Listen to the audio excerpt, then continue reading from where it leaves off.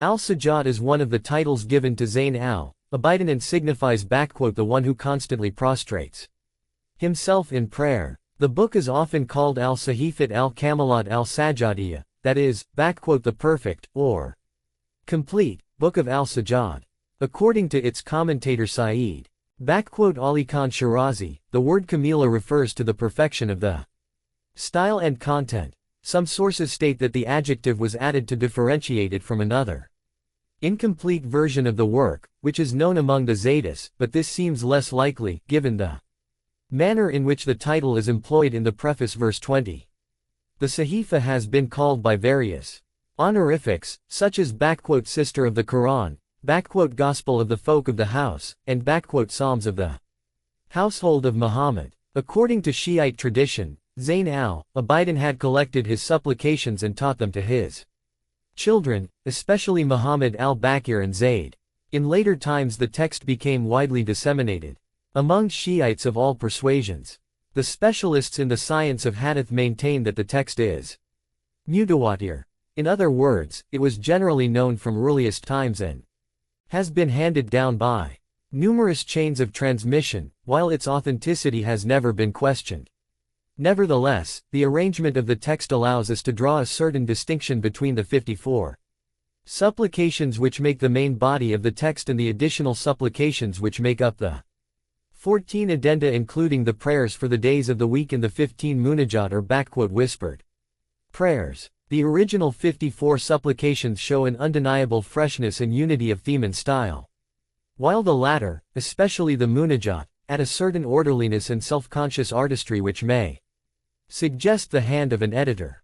The addenda are said to have been collected and added to the text by Shams al-Din Muhammad ibn Maki, known as al-Shahid al-Awwal, the first martyr, the famous author of al-Lumad al-Damashqiyya in jurisprudence fiqh, who was killed in Aleppo in 786–1384.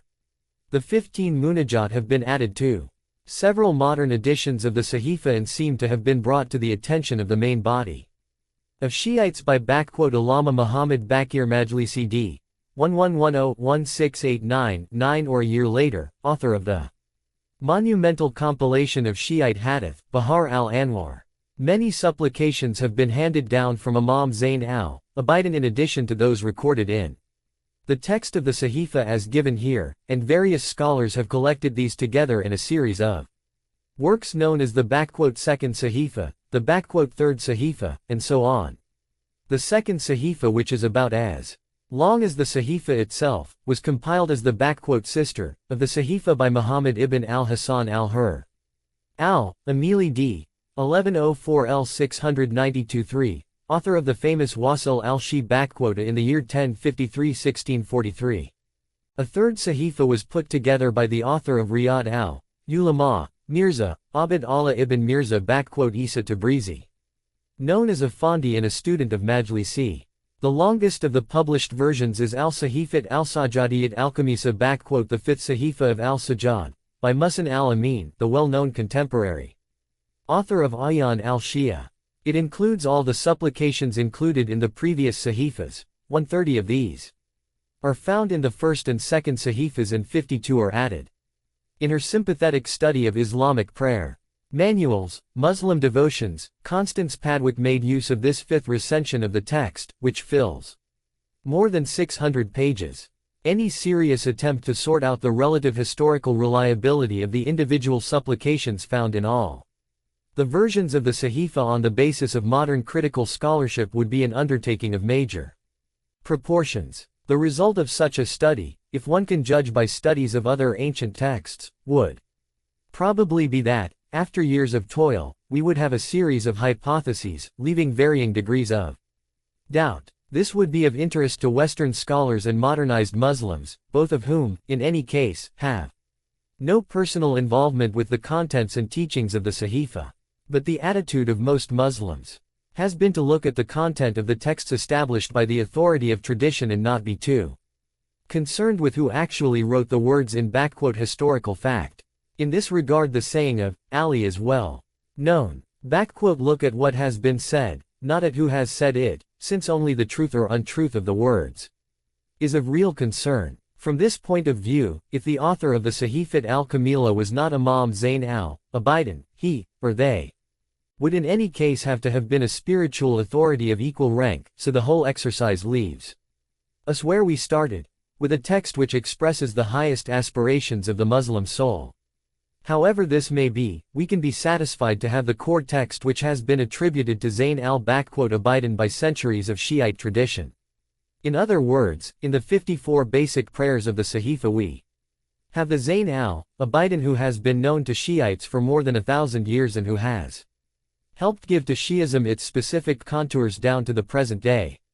Scholars may eventually reach the conclusion that the Zayn al-Abidin of historical fact differs from the Zayn al-Abidin of tradition, but this will remain a hypothesis, since at this distance, historical facts are impossible to verify and is open to interpretation as literature. Whether or not historians accept the text as completely authentic will not change the actual influence which Zayn al-Abidin and the Sahifa have exercised upon Islam over the centuries, nor is it likely to change the way they continue to influence practicing Muslims. The real Zayn al-Abidin is the figure enshrined by the text as it now stands.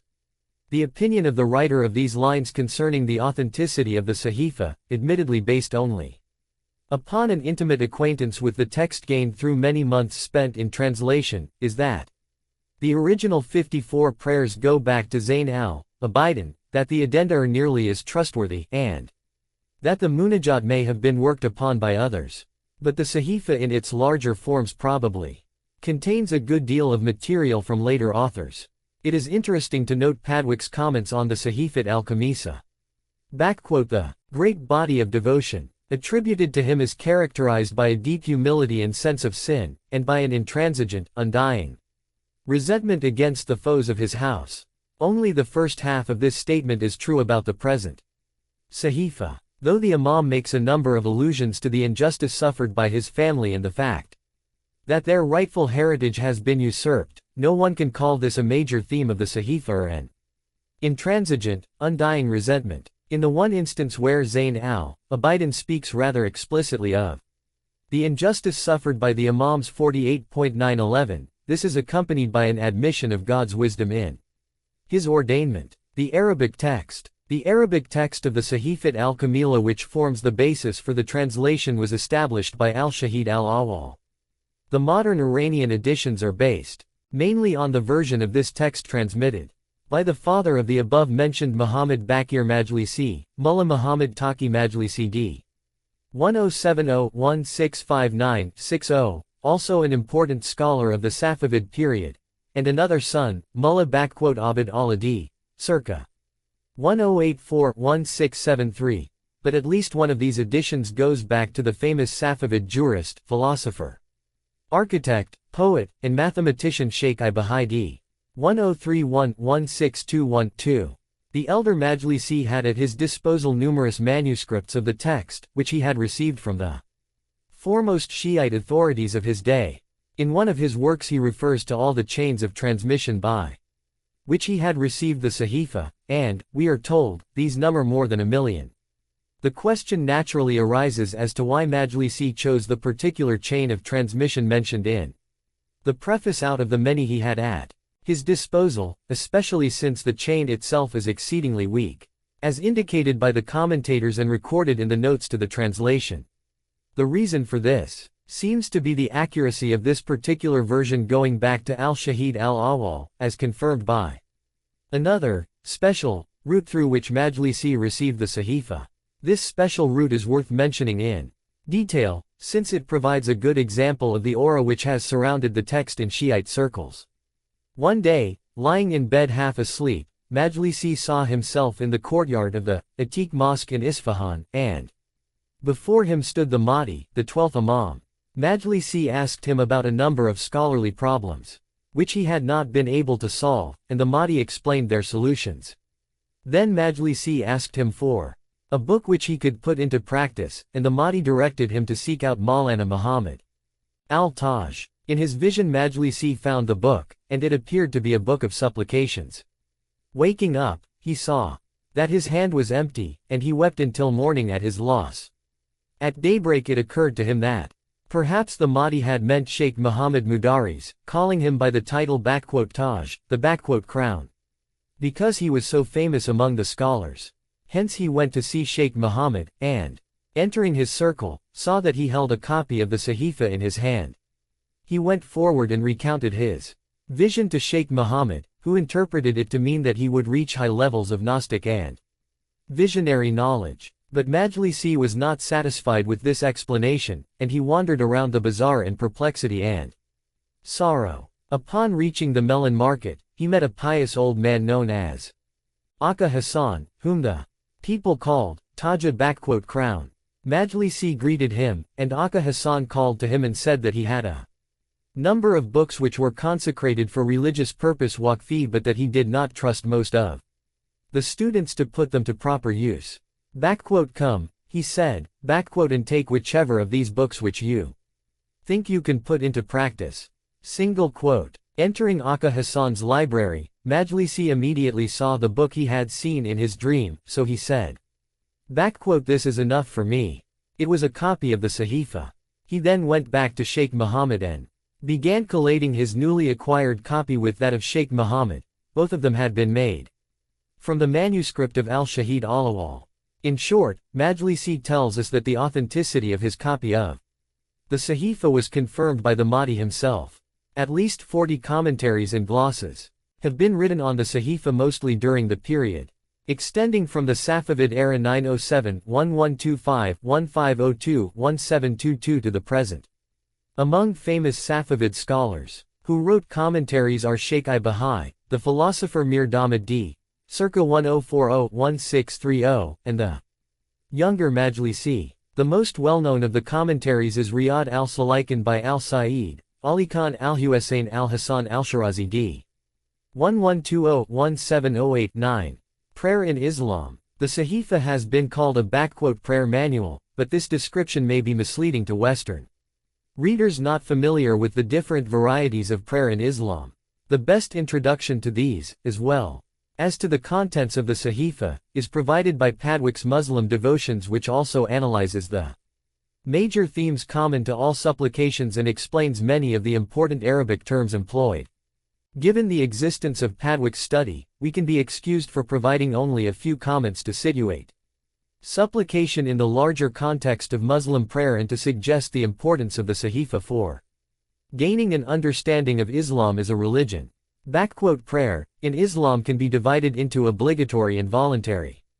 The obligatory prayer includes the daily ritual or canonical prayer Salat, which the Prophet called the pillar of Islam, and various occasional prayers such as the Friday congregational prayer according to most opinions, which need not concern us here. Nothing is more basic than the daily prayers to Muslim practice except the testimony of faith or Shahada. There is no God but God and Muhammad is his messenger.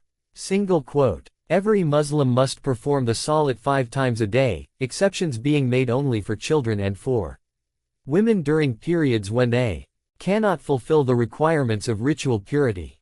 Even the bedridden must pray the Salat if they are conscious and coherent, though they are excused from the physical movements which normally accompany it. Perform the Salat is one of the most common injunctions in the Quran. Most of the many forms of recommended prayer can be classified either as Salat, Dhikr or Dua. The recommended Salat involves the same movements and recitations that are contained in the obligatory Salat, while the Prophet's Sunnah sets down various times during the day or occasions when various specific Salats may be performed. In addition, the worshipper is free to perform Salat as he desires, and thus it is related that Imam Zayn al-Abidin used to perform 1,000 supererogatory cycles of Salat every night, in imitation of his grandfather, Ali. Dhikr, which means literally remembrance, or mention, and which is frequently translated as invocation, is the mention of a name or names of God, often in the form of the repetition of a Quranic formula such as there is no God but God, praise belongs to God, glory be to God, or God is great.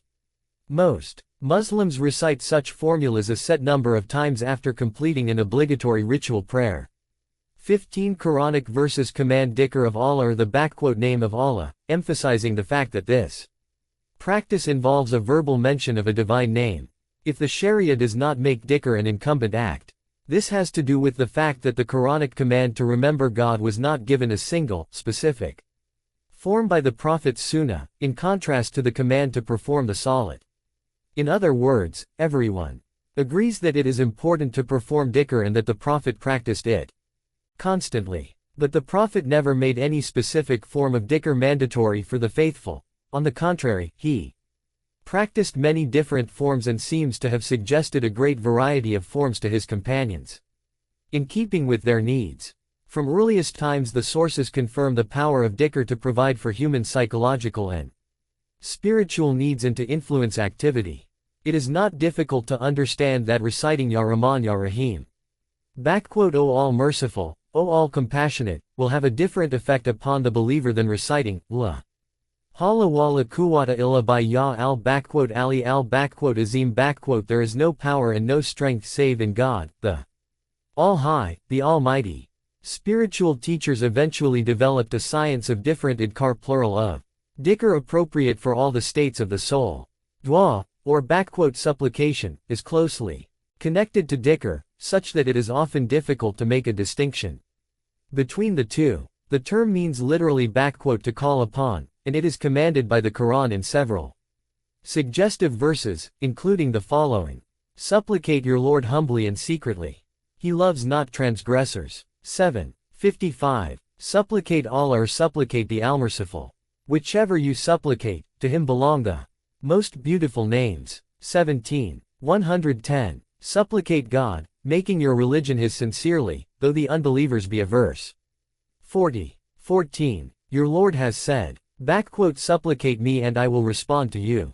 Surely those who wax too proud to worship me shall enter Gehenna utterly abject. 40:60. And when my servants question thee concerning me, I am near to respond to the supplication of the supplicator when he supplicates me. 2:186. Collections of hadith, both Sunni and Shiite, devote chapters to the benefits of supplication. The following sayings of the Prophet from Sunni sources are typical. Supplication is the pith of worship. Tirmidhi. When one of you supplicates, he should not say, O God, forgive me if thou wilt, but he should be firm in his asking and make his desire great, for what God gives is nothing great for him. Muslim. God will respond to the servant as long as he does not supplicate for anything sinful or for breaking the ties of the womb, and as long as he does not ask for an immediate response. Muslim. Each of you should ask your Lord for all your needs. He should even ask him for the thong of his sandal when it breaks. Tirmidhi. Shiite sources provide some of the same sayings while adding many more. For example, the Prophet related that God says, O my servants, all of you are misguided except him whom I guide. So ask me for guidance, and I will guide you. All of you are poor except him whom I enrich, so ask me for riches, and I will provide for you. All of you are sinners except him whom I release, so ask me to forgive you, and I will forgive you. Single quote. The Prophet said, supplication is the weapon of the man of faith, the centrepole of religion, and the light of the heavens and the earth. Single quote. Ali was asked, which speech is best in God's eyes? He replied, a great amount of dhikr, pleading, tadaru, and supplication. Single quote. Ali said, four things work to a man's benefit and not against him, faith and thanksgiving, for God says, what would God do with chastising you, if you are thankful and have faith? 4:147. Asking forgiveness, for he says, God would never chastise them with thee among them. God would never chastise them while they prayed forgiveness. 8:33. And supplication, for he says, my Lord esteems you not at all were it not for your supplication. 25:77. Husayn said, the Prophet used to raise his hands when he implored and supplicated, like a man in misery begging for food. Single quote. Imam Muhammad al-Baqir said, God loves nothing better than that his servants ask from him. Single quote. In short, supplicating or calling upon God is to address him with one's praise, thanksgiving, hopes, and needs. It is prayer, in the personal sense commonly understood from the term by contemporary Christians. It forms a basic part of the religious life, but like dhikr, though commanded by the Quran in general terms, it does not take a specific form in the injunctions of the Sharia because of its personal and inward nature. Everyone must remember God and supplicate Him, but this can hardly be legislated, since it pertains to the secret relationship between a human being and his or her Lord. The Salat, however, is the absolute minimum which God will accept from the faithful as the mark of their faith and their membership in the community. Its public side is emphasized by the physical movements which accompany it and the fact that its form and contents are basically the same for all worshippers, even if its private side is shown by the fact that it can be performed wherever a person happens to find himself. In contrast, dhikr and supplication are totally personal. But the private devotional lives of the great exemplars of religion often become public, since they act as models for other human beings. The Sunnah of the Prophet is precisely the practices of the highest exemplification of human goodness made into an ideal which everyone should emulate, and the supplications which the Prophet used to make are part of his Sunnah. When he recited them aloud, his companions would remember and memorize them. They also used to come to him and ask him for supplications which they could recite on various occasions and for different purposes. To the Prophet's supplications, the Shiites add the supplications of the Imams, beginning with Ali. Nowadays the most widely employed of the comprehensive prayer manuals, which contain a wide variety of supplications from all the Imams and for every occasion, is probably Mafati al-Jinan Keys 2. The Gardens of Paradise, by Abbas Kumi d. 1359-1940.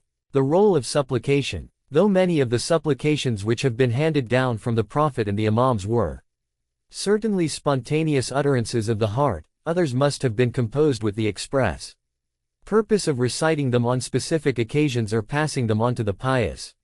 Most of the prophetic supplications are short and could easily have been recited on the spur of the moment, but some of the prayers of the Imams, such as Zayn al-Abidin's supplication for the day of Arafah number 47, are long and elaborate compositions. Even if they began as spontaneous prayers, the very fact that they have been designated as prayers for special occasions suggests that they were noted down and then repeated by the Imam or his followers when the same occasion came around. Again, naturally it is not possible to know the circumstances in which supplications were composed, but we do know a good deal about early Islam's general environment which can help suggest the role that supplication played in the community.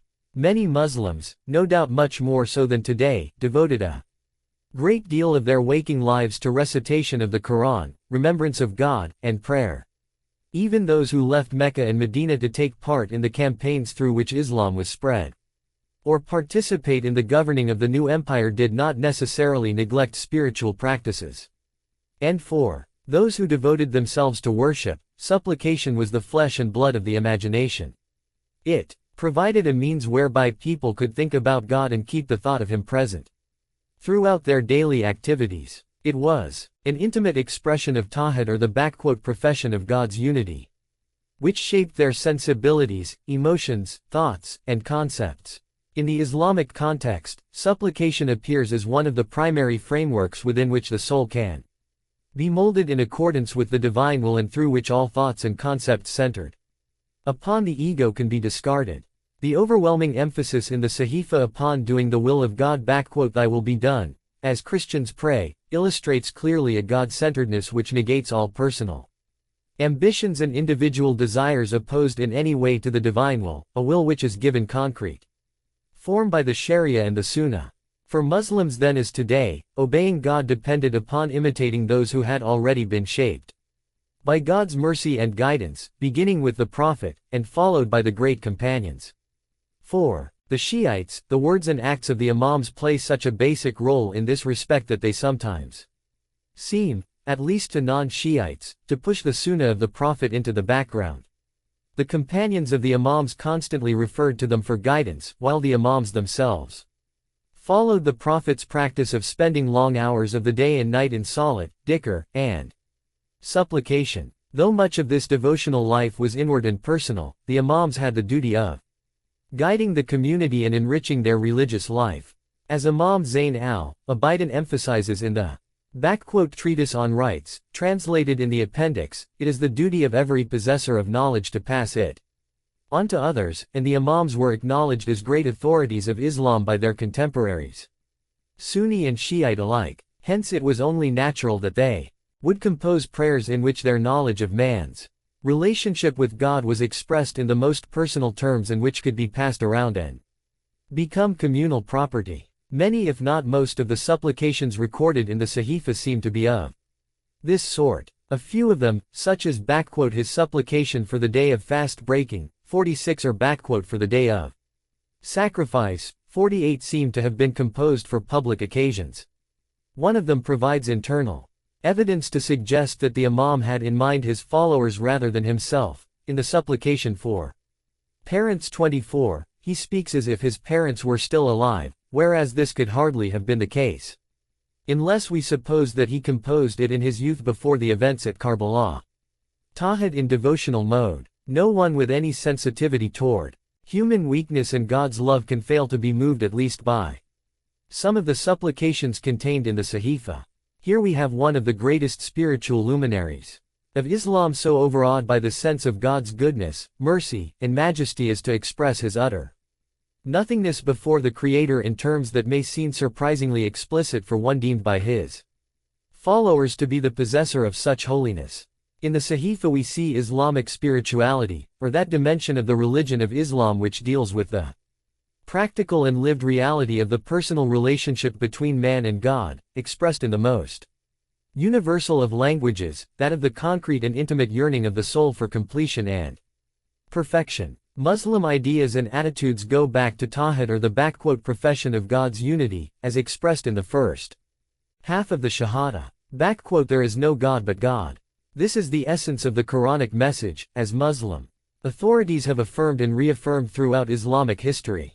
The Sahifa provides a particularly striking example of what this means in personal, practical terms, not in the abstract language of theology or metaphysics. The basic theme of the Sahifa can be put into a series of formulas simply by taking every positive human attribute and placing it within the context of the Shahada. There is no goodness but in God. There is no repentance but by God's grace. There is no gratitude but through God. There is no patience without God's help. There is no knowledge but in God. There is no love except through God's initiative. The complement of this perspective is that every negative attribute belongs to the human self. There is no evil but in me. There is no pride but in myself. There is no impatience but in my own ego. There is none ignorant but me. There is no hate but in myself. Later authorities frequently cite the first prophet and his wife, Adam and Eve, as Quranic examples of this attitude of self-deprecation demanded by the Shahada. When Adam and Eve had disobeyed their Lord's commandment, they said, Our Lord, we have wronged ourselves. 7:23. In contrast, Iblis, who personifies the tendency in the human soul to pride, self-centeredness, and heedlessness, said to God, Now, because thou hast led me astray. 7:16. The prophetic attitude is to ascribe any evil, sin, error, stumble, slip, fall, inadvertence, negligence, and so on to oneself, while the satanic attitude is to ascribe these to God or to others. To suggest that God is responsible, certainly a temptation in the Islamic context where the stress on the divine unity tends to negate secondary forces, is the epitome of discourtesy and ignorance, since it is to deny one's own self. Precisely where it has a real affect upon the nature of things, where evil enters into the cosmos. In short, the Shahada means in practice that the worshipper is nothing and God is all. Everything positive that the servant possesses has been given to him by God, while every fault and imperfection goes back to the servant's own specific attributes. If he has patience in adversity, this was given by God, but if he lacks it, this is his own shortcoming. If he knows anything at all, the knowledge was bestowed by God's guidance and mercy, but if he is ignorant, that is his own limitation.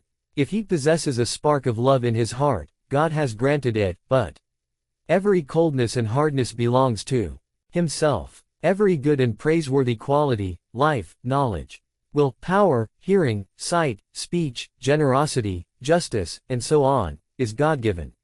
Only when this fact,